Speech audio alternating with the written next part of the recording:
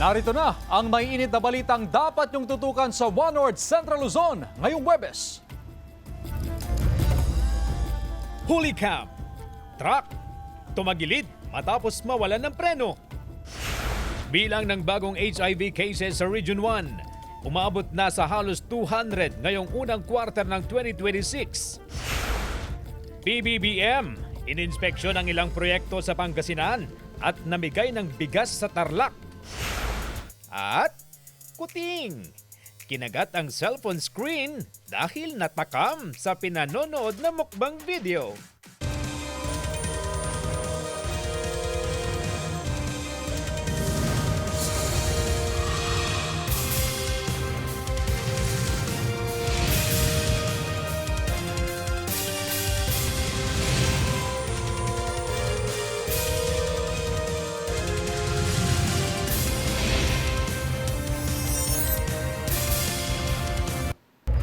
Magandang hapon, ako po si Chris Zuniga.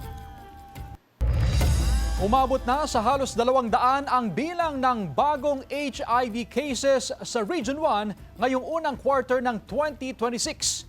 Yan ang balitang tinutukan live ni Sandy Salvacio. Sandy?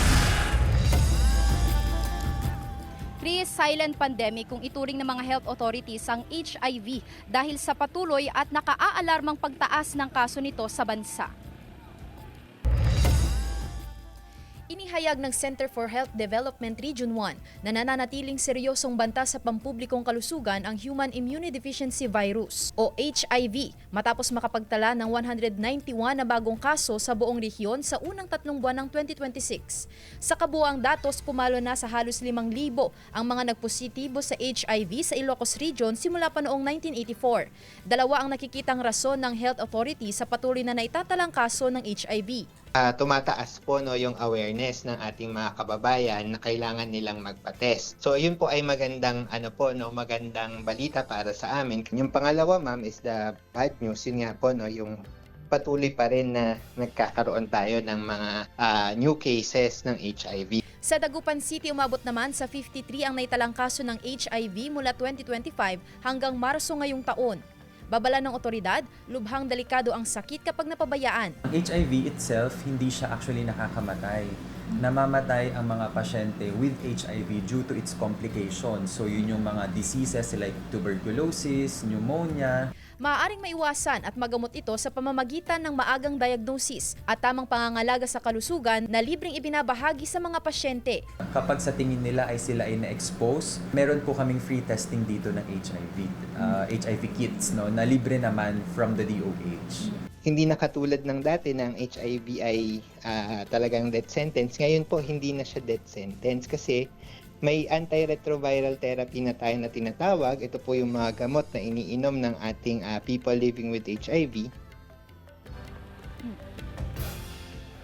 Chris, ayon sa DOH ay umabot naman sa 4,633 ang bagong kaso ng HIV sa bansa sa unang quarter ng 2026.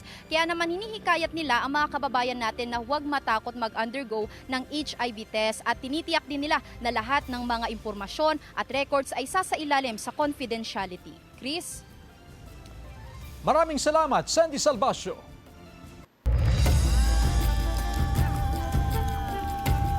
Sa pool sa CCTV ang pagbangga ng isang truck sa drainage system sa Tuba, Benguet matapos daw na mawalan ng preno. Nagbabalik sa report si Sandy Salvacio. Habang binabagtas ng truck ang kahabaan ng Marcos Highway sa Tuba, Benguet, makikita ang truck na biglang napunta sa kabilang linya ng kalsada. Makikita rin ang isang kotse na makakasalubong ng truck. Mabilis ang mga pangyayari. Umiwas ang truck sa kotse hanggang sa sumalpok sa riprap bago tumagilid at dumausdos sa kalsada. Sa investigasyon ng pulisya, biyaheng La Union ang truck na may kargang kahon-kahon ng bulaklak nang mawalan ng preno sa pababang bahagi ng kalsada. Sa may pababang portion ng daanan is medyo kahalata na siyang hindi na kumakapit yung preno kaya dumire-diretso sa doon sa may parapet. May kasunod siyang bus, ma'am.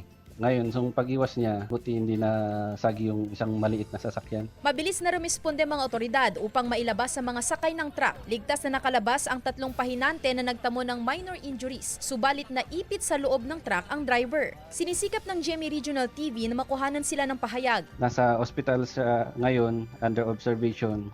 Kasi sa initial na nakuha natin sa hospital is may fracture siya sa may left leg. Ito na ang ika-61 aksidente ng mga sasakyan sa Tuba mula Enero hanggang kasalukuyan. Muling nagpaalala ang kapulisan sa mga motorista, lalo na ang mga may mabibigat na karga, na laging i-check ang kondisyon ng mga sasakyan bago bumiyahe upang makaiwas sa aksidente. Sandy Salvacio, One North, Central Luzon. Sinalakay ng NBI ang pabrika ng kumpanyang nagsusuplay umano ng bakal sa gumuhong gusali sa Pampanga nitong Mayo. Bukod sa substandard, radioactive umano, kaya delikado ang mga bakal na dinatnan sa pabrika. Nakatutok, CJ Torida. Matapos gumuho ang isang under construction na 9-story building sa Angeles, Pampanga noong May 24, 2026 na ikinamatay ng 30 tao. Sinalakay ng National Bureau of Investigation o NBI ang pabrika ng Chuangsing Steel Company na nagsupply umano ng mga substandard na bakal ng gusali. Nakumpirma sa investigasyon na substandard nga ang mga bakal. Mantakin mo, if there is a relationship between the standard of the nagamit dun sa gumuho na building sa Angeles, wala pang lindol po yun. How much more pag may lindol? Diyan yung pictures, yung markings, there are strong indications. Kung hindi man lahat, there's substantial presence to mga steel bars na galing dyan sa Chuansing. Pero bukod sa pagiging substandard, 1 bilyong pisong halaga ng bakal sa pabrika ang lumabas ding mataas ang level ng radioactive materials ayon sa pagsusuri ng Philippine Nuclear Research Institute o PNRI. Ibig sabihin, delikado sa kalusugan. Yung mga soft tissues natin sa loob ng katawan. So yun po ang dinadamage. Also po yung ang dugo natin, magiging infected na siya with radiation. Lumabas din sa investigasyon ang 10 sa 283 na Pilipinong empleyado ng pabrika ang may radiological exposure symptoms. Natagpuan din sa pabrika ang bulto-bultong barya para tunawin kahit labag sa batas. Yung nakita po natin, no, kasi meron naman tayo mga videos noon, mounts of coins are being melted on a monthly basis. In fact, ang delivery po ay 1 to 2 barrels. 12 Chinese at Pilipinong opisyal ng kumpanya ang sinampahan ng reklamong paglabag sa Philippine National Nuclear Energy Safety Act, Consumer Act at Clean Air Act. Bubuo na ng task force para i-track ang mga nabentahan ng mga substandard na mga bakal. Hihingan pa namin ng tugon ang Chuangsing. Nag-issue na ng cease and desist order ang DENR para sa ni-raid na kumpanya. CJ Torida, One North, Central Luzon. Samantala, presyo ng pataba sa Pangasinan bahagyang bumaba. Sudan sa report ni Jasmine Gabriel Galban. Bahagyang bumaba ang presyo ng pataba o fertilizer base sa monitoring ng Samahang Industriya ng Agrikultura o SINAG. Yung fertilizer bumaba sa international price. Kung makita natin itong season na itong planting season, baka Malaking tulong sa mga magsasaka ang pagbaba sa presyo ng pataba. Gustuhin man daw ng ilan na mag-imbak ng pataba ay hindi rin nila magawa dahil sa kakulangan ng sapat na pera. Idagdag pa na limitado lang din ngayon ang supply ng pataba. Halos 1 buwan na raw nakukonti ang supply ng pataba pero hindi matiyak ng SINAG kung ano ang dahilan ng pagbaba ng supply. Medyo bumaba ng konti, medyo nakatulong sa mga farmer. Kaya lang baka mamaya tataas na naman. Alam niyo nang bababa tapos tataas. Yung iba bumibili na kahit hindi pa kailangan para baka mamaya sa susunod tataas na naman. Sa ngayon, nasa 1,000 hanggang 1,100 pesos ang kada sako ng pataba. Mas mababa ng hanggang 200 pesos kumpara sa presyo noong nakaraang mga buwan. Jasmine Gabriel Galban, One North, Central Luzon.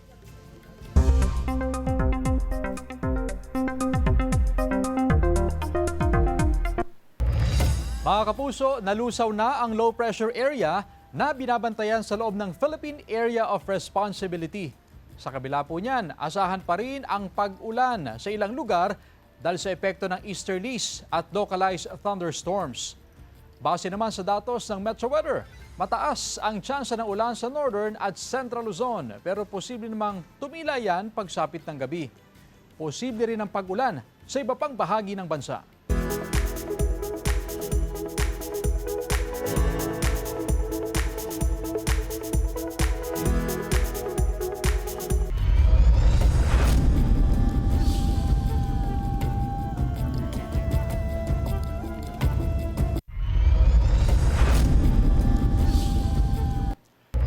Timbog sa bypass operation ng Calasiao Police ang 29 anyos na lalaki sa barangay San Miguel, Calasiao, Pangasinan. Nakuha mula sa sospek ang 19.4 grams ng hinihinalang shabu at nagkakahalaga ng mahigit sa 62,000 pesos. Nasa kustodiya na ng pulisya ang sospek. Sa barangay Poblasyon naman sa Urdaneta City, timbog din ang 39 anyos na lalaki sa drug bypass operation ng otoridad. Ang sospek na itinuturing na high-value target ay dati na umanong nasangkot sa iligal na droga noong 2019.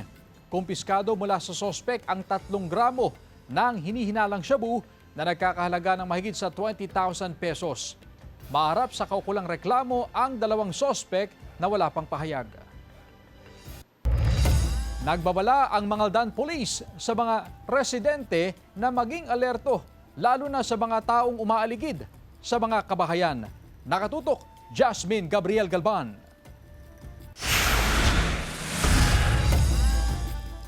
Sa video na ito, makikita ang isang lalaki na nakasilip sa gate ng isang bahay sa barangay Malabago, Mangaldan, Pangasinan. Pero maya-maya pa umalis din. Ilang sandali pa, may isa pang lalaking umakyat sa ikalawang palapag ng isang paupahang bahay sa parehong lugar. Magkasama pala ang 2 lalaki na nakita sa video. Iniisa-isang iniikot ang mga bahay sa lugar. Kumakatok at humingi ng tulong pinansyal. Pero ikinababahala ito ng ilang residente. Tila may ibang motibo kasi ang 2 lalaki, lalo pat kahina-hinala ang kanilang kilos. Nanghingi daw tulong. Sabi ko, manghingi tulong, umakyat. Sabi ko, kailangan talaga magsarado ta maaga para wala tayong problema.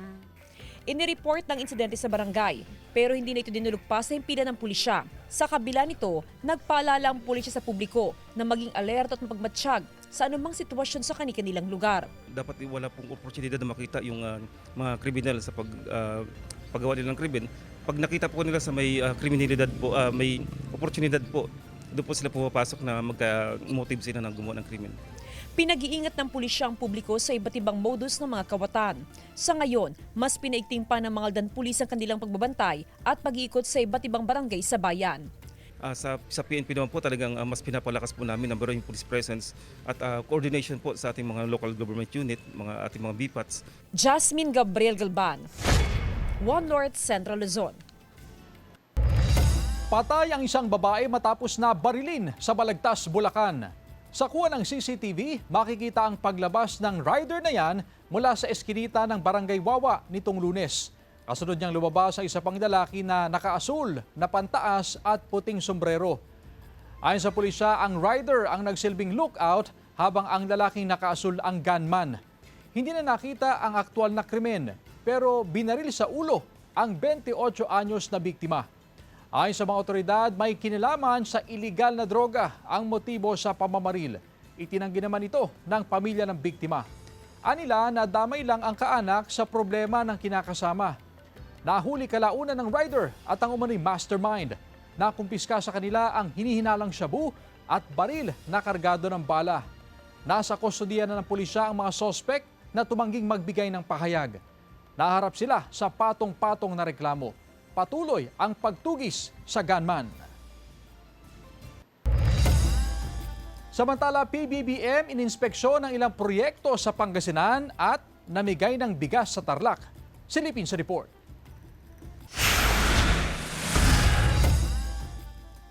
Pinangunahan ni Pangulong Ferdinand Marcos Jr. ang inspeksyon sa bagong ayos na modernized Swalfish Port sa Pangasinan.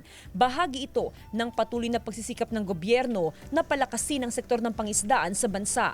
Nagsimula na ngayong araw ang operasyon ng fish port na makatutulong sa mga mangingisda sa Western Pangasinan. Lalo pat 60% ng bangus na dinadala sa NCR ay nanggagaling sa probinsya. Yung kung makikita mo yung building sa labas parang may hint na luma siya, pero sa loob totally brand new yan at state of the art at this will be certified for EU and the US market in Middle East. So pwedeng ang capability nito ngayon from Sual, pwede na mag-export any part of the world.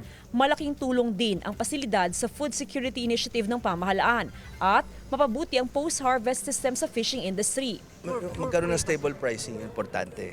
That's why yung cold storage facility, the processing, laking tulong. Malaking tulong po ito sa mga kababayan natin. Hindi lang po dito sa bayan ng Sual, yung ibang kalapit po na bayan, pwede rin po nilang dalhin yung mga isda po nila rito. Lubos ang kagalakan at pasasalamat ng mga mangingisda sa proyekto at programa nito ng pamahalaan.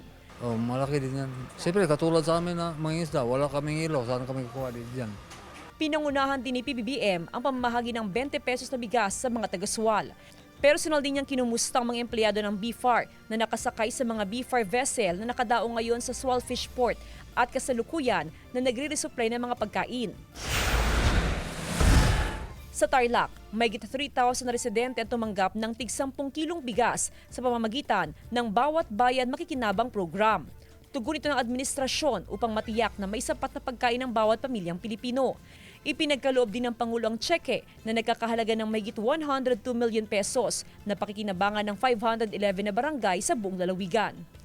Kasama si Henry Duminsil, Jasmine Gabriel Galban, One North Central Luzon. Pagkuha ng barangay clearance at paghahain ng reklamo sa Barangay Pantal, Dagupan City, maaari nang gawin online. Sundan sa report.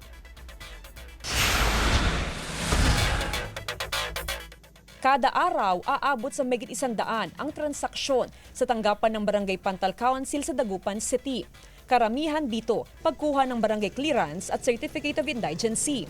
Para mapabilis ang transaksyon, inilunsad sa barangay ang Pantal 360 Local Governance Portal. Ibig sabihin, lahat ng transaksyon sa barangay pwede na online. For easy access para sa barangay. Kung gusto nilang kumuha ng barangay clearance, magsabi lang sila doon.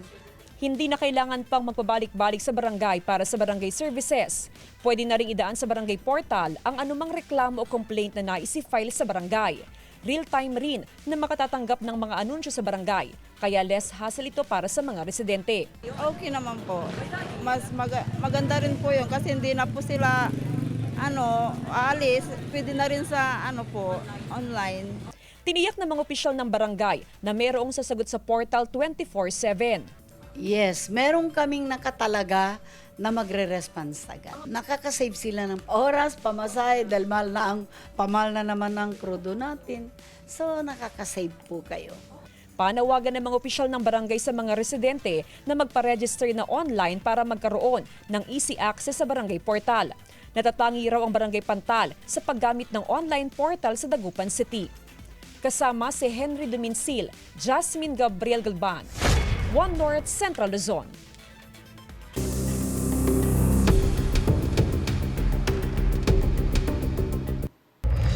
Sa pagpapatuloy ng impeachment trial ni Vice President Sara Duterte, unusual o di raw pangkaraniwan ang naging pag-withdraw ng Office of the Vice President at Department of Education para sa confidential funds. Ayon yan sa dalawang dating branch managers ng Land Bank. Iniharap ng prosekusyon bilang witness ang dating manager ng Land Bank Show Boulevard Branch na si Violeta Constantino. Doon ipina-encash ng Office of the Vice President ang 4 na tseke mula December 2022 hanggang July 2023. Nagkakalaga ang bawat isa ng 125 million pesos o sa kabuuan, kalahating bilyong piso. Tumestigo rin ang dating manager ng Land Bank Branch sa Department of Education na si Nenita Camposano. Noong si Duterte pa ang kalihim ng DepEd, 3 tseke na may tig 37.5 million pesos daw ang winidraw sa account ng opisina mula February, April at July 2023. Ayon sa mga testigo, unusual ang mga transaksyon dahil sa laki ng halaga ng mga ito at dahil cash basis ang withdrawal. Pero sabi rin ng mga witness, hindi illegal at suspicious o kahina-hinala ang mga transaksyon. Ang defense team hindi na nag-cross-examine kay Constantino. May tanong naman sila kay Camposano tungkol sa pagdaan sa fire exit na konektado sa DepEd.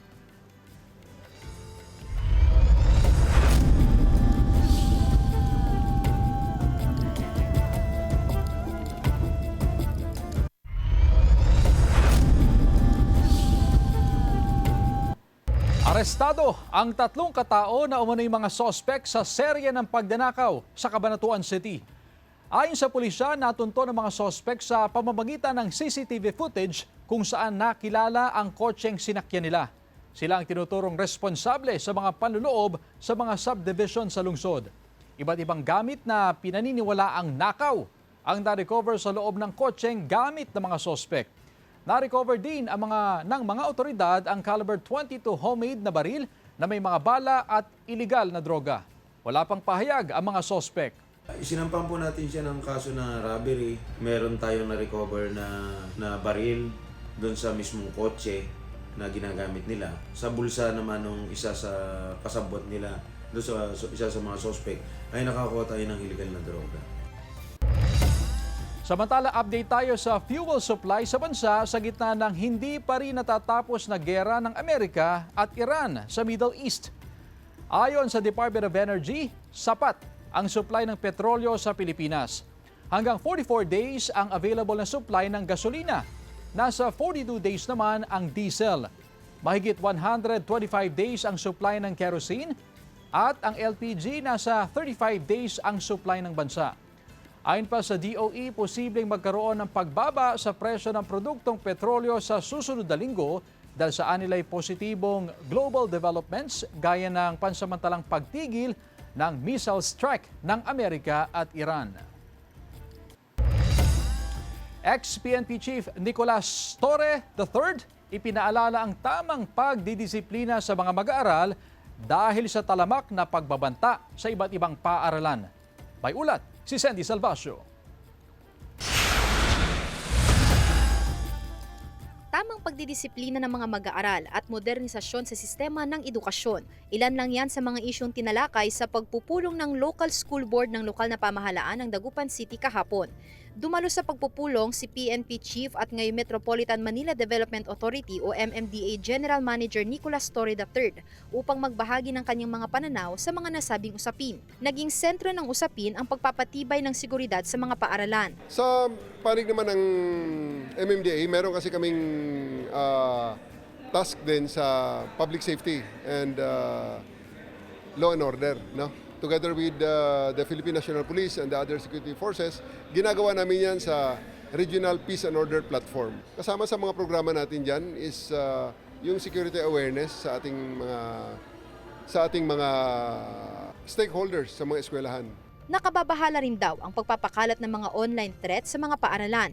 Ipinaalala ng dating PNP Chief na ang malawakang pagbabanta sa publiko ay may kaakibat na parusa sa batas. Yan ay rumor mongering, may batas po dyan. Especially yan sa mga threat na ginagawa gamit ang cellphone. No, pag yan ay ginawa nyo, basta terrorism related, napakabilis niyan mag-cooperate sa otoridad. Bago ang courtesy call sa City LGU, nagsilbi si Torre bilang panauhing pandangal sa graduation ceremony ng Pangasinan State University. Sa kanyang mensahe, hinimok niya ang mga bagong graduate na piliin kung ano ang tama sa halip na kung ano ang madali. Kasama si Ron Alister Taniedo, Sandy Salvacio, One North, Central Luzon.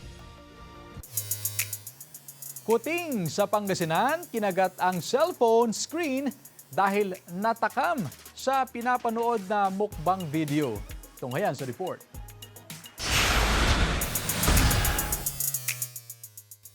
Taas kamay sa mga mahilig manood ng video tuwing kumakain. Masarap kasing sabayan yan, lalo na yung mga nagmumukbang. Gaya ng isang pet sa Pangasinan na nasobrahan yata sa takam. Tutok sa isang mukbang video ang kapatid ni Yus Cooper Rovic Agutaya. Nakijoin ng alaga nilang pusa dahil bet din yata ang chinichibog sa video. Yun nga lang hindi natiis ng kuting ang cravings, kaya kinagat pati ang cellphone screen. Sa unang kagat, imagination lahat. Halos 2 million na ang views ng video. Clingy mode on ang isang aso sa Bulacan. Habang nag-iimpake kasi ang fur dad na si Mark Jones Garcia, tila hindi naman handang magpaalam ang 5-year-old dog na si Chichi. Paulit-ulit kasi itong sumakay sa bag ni Mark. Makikita pa sa video na tila teary-eyed pa ang aso habang nakatingin kay Mark na para bang nakikiusap na wag siyang umalis. Kwento ni Mark, kasalukuyan siyang nakatira sa Tarlac kasama ang kanyang partner. Dito na rin lumaki at nanirahan si Chichi. Sa kabila ng tila pakiusap ng aso, tumuloy pa rin si Mark sa kanyang pag-uwi sa Bulacan. At pagbalik ni Mark sa Tarlac, agad siyang sinalubong ni Chichi na hindi maitago ang saya nang muli nitong makita ang fur dad. Joel Fernandez, One North Central Luzon.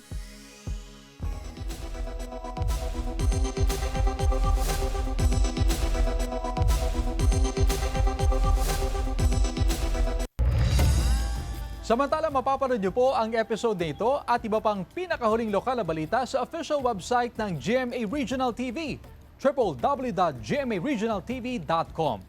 Pwede rin kayo bumisita sa aming official YouTube channel, GMA Regional TV, at i-click ang subscribe button para sa pinakamaiinit na balita mula sa mga rehiyon. At yan ang mga pinakamalaki at pinakahuling balita sa Hilaga at Gitnang Luzon. Maraming salamat mga kapuso, pati na ang mga kapuso natin abroad. Ako po si Chris Zuniga. Kami, ang GMA Regional TV, One North Central Luzon. Walang kinikilingan, walang pinoprotektahan, noon at ngayon, serbisyong totoo.